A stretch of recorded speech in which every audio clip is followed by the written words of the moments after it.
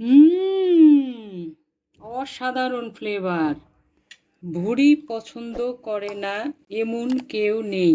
ছোট বড় সবার পছন্দের তালিকায় ভুড়ি। আশা করি আপনাদের ভালো লাগবে। আর ভালো লাগলে আমার চ্যানেলটি সাবস্ক্রাইব করে ভিডিওটি লাইক কমেন্ট শেয়ার করে আমার সঙ্গে থাকবেন। আপনাদের ভালোবাসা আমাকে নতুন কাজে অনুপ্রেরণা দেবে। চলুন দেখে আসি কিভাবে তৈরি করেছি। তার জন্য এখানে আমি গরুর ভুঁড়ি নিয়েছি। তো গরুর ভুঁড়ির কিন্তু মোটামুটি সব অংশই আছে এখানে। যেটাকে মৌচাকের মতো বলে সেটা আছে, মোটা পর্দাটা আছে, চিকন যে নাড় বা নাড়ি বলে সেটা আছে, সাত করলটা আছে। তো মোটামুটি সবগুলো নিয়ে আছে এখানে। ধোয়ার যে প্রক্রিয়া আমরা জানি সবাই, সেই প্রক্রিয়াটা আমি শেষ করেছি। এখন ভুঁড়ির যে একটা বাজে গন্ধ আছে সেই গন্ধটা দূর করার জন্য ভুঁড়িটা এখন আমি জাল দেব। চুলায় কড়াই বসিয়ে দিয়েছি। এখন আমি সব ভুঁড়ি এখানে দিয়ে দিচ্ছি। সামান্য একটু হলুদ দিচ্ছি। এখন পরিমাণ মতো পানি দিচ্ছি। ভুঁড়ি থেকে কিন্তু প্রচুর পরিমাণে পানি উঠবে, আর ওই পানির সঙ্গে যত ময়লা জীবাণু যা আছে পড়ে যাবে এবং ভুঁড়ির যেটা বাজে গন্ধ আছে সেটাও চলে যাবে। তো আমি হাই হিটে 15 থেকে 20 মিনিটের মতো জাল দিয়ে নেব। হলুদগুলো মিক্স করে নিচ্ছি।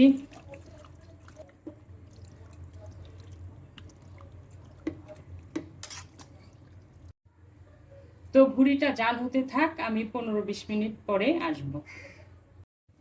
ফিরে এলাম 15 মিনিট পরে। আমি এখন ভুঁড়িগুলো কড়াইয়ের ভেতর থেকে উঠে নেব।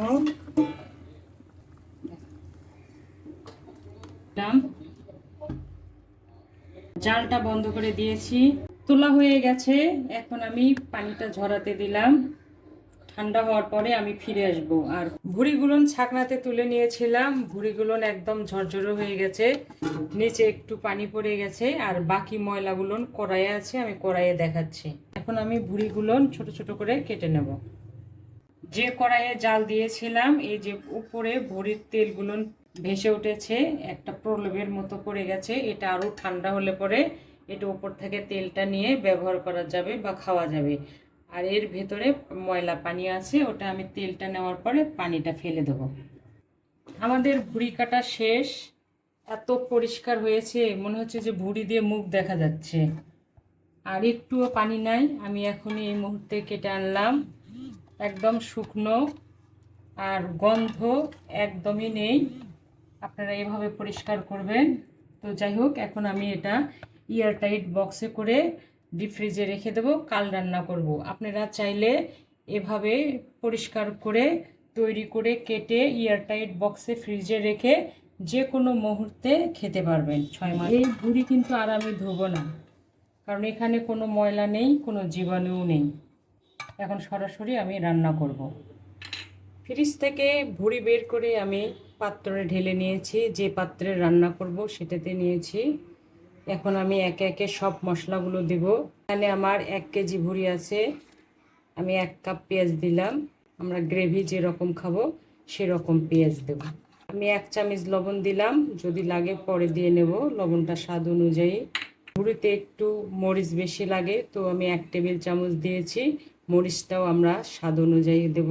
বাটা মশলা আছে, আদা আছে 1 টেবিল চামচের একটু বেশি, জিরা বাটা আছে 1 টেবিল চামচ, রসুন আছে 2 চামচ, হলুদ 1 চামচ দিয়েছি, যেহেতু আগে হলুদ দিয়ে আমি রান্না সিদ্ধ করেছিলাম।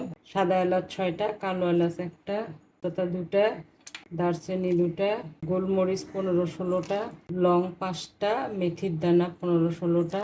পানির উপর থেকে তেলটা আমি উঠে নিয়েছি, সেই তেলটা পরিমাণ মতো দেব। ভুঁড়িতে একটু ভুঁড়ির তেল দিলে পরে স্বাদ হয়। সাদা তেল দিলাম 1/2 কাপ, ভুঁড়িতে একটু তেল লাগে। এখন আমি মশলা সহ ভুঁড়িগুলো সুন্দরভাবে মেখে নেব। যত সুন্দর করে মাখবো, হাত দিয়ে একটু চেপে চেপে, তত রান্নাটা সুস্বাদু হবে। আমি 5-6 মিনিট এভাবে মেখে নেব। মাখার পরে ফিরে আসব। ভুঁড়ি মাখানো কমপ্লিট হয়ে গেছে। এখন আমি পরিমাণ মতো হাত ধুয়ে পানি দেব। এখন আমি সরাসরি রান্নায় চলে যাব। বিসমিল্লাহির রহমানির রহিম। আমি পাতিলটা চুলায় বসিয়ে দিয়েছি, এখন জালটা দিয়ে দিলাম। এখন আমি 5-6 মিনিট হাই হিটে জালটা দেব। ঢেকে দিলাম। আমি 1 কাপের মতো পানি দিয়েছিলাম, তো ফুটে ওঠা পর্যন্ত আমি অপেক্ষা করব। ফিরে এলাম প্রায় 7-8 মিনিট পরে। এ পর্যায়ে কিছু গুঁড়া মশলা দেব। ধনের গুঁড়ো দিচ্ছি, চামচ দিলাম। রেগুলার যে গরম মশলা খাই 1/2 চামচ দিলাম। জিরা গুঁড়ো দিলাম 1/2 চামচের একটু বেশি। এতে করে রান্না যেমন সুস্বাদু হবে, ফ্লেভারটাও সুন্দর হবে। সব মিক্স করে দেব। আমি নাড়াচাড়া করতে থাকবো যেন লেগে না যায়।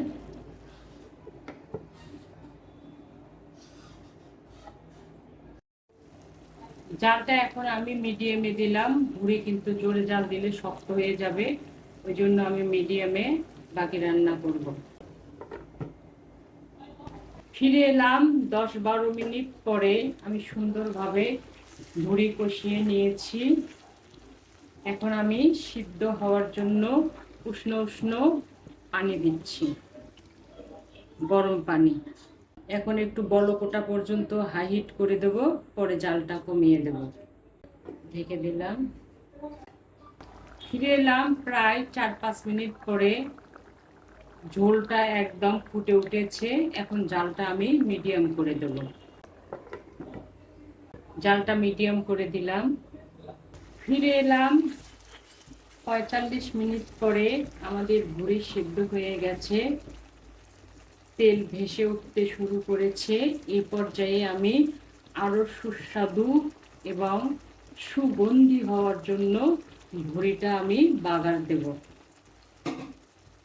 একদম শুকনো শুকনো অবস্থায় কিন্তু বাগার দেওয়া যাবে না, তাহলে টেস্টও হবে না আর ভুঁড়িটা শক্ত হয়ে যাবে। বাগারের কড়াইটা বসিয়ে দিলাম।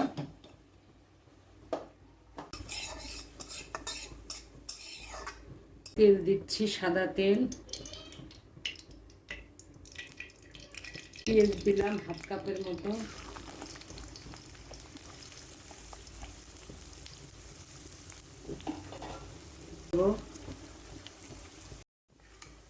পেঁয়াজটা ব্রাউন কালার হয়ে গেছে, আমি 1/2 চামচ আস্ত জিরা দিলাম।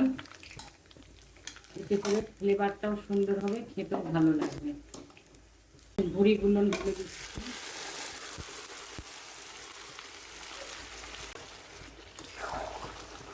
এখন জালটা আমি মিডিয়াম টু লো হিটে করে দিলাম। এখন আমি লো হিটে আরও 15-20 মিনিট রান্না করব। এতে করে ভুঁড়িটা আরও সুন্দর হবে, সফট হবে, ফ্লেভারফুল হবে, খেতেও অনেক মজা লাগবে। আর মাঝে মাঝে আমি নাড়াচাড়া করে দেবো, কালারটাও সুন্দর হবে। ফিরে এলাম প্রায় 10-12 মিনিট পরে। এই পর্যায়ে আমি কিছু কাঁচামরিচ দিচ্ছি, এতে করে ঘ্রাণটা আরও সুন্দর হবে।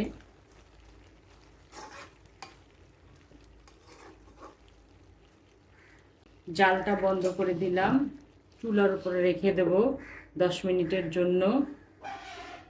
তো 10 মিনিট পরে আমি ফিরে আসব। ফিরে এলাম 10 মিনিট পরে। খুব সুন্দর একটা ফ্লেভার ভেসে আসছে। আমি একটু নাড়াচাড়া করে দেখে দিচ্ছি কেমন হয়েছে। অনেক সফট হয়েছে। তো হয়ে গেল আমাদের সবার পছন্দের অসাধারণ স্বাদের গরুর ভুঁড়ি রান্না।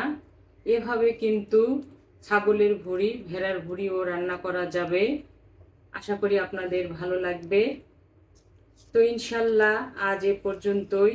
দেখা হবে আবার নতুন কোনো রেসিপি নিয়ে। ভালো খান, সুস্থ থাকুন। আল্লাহ হাফেজ।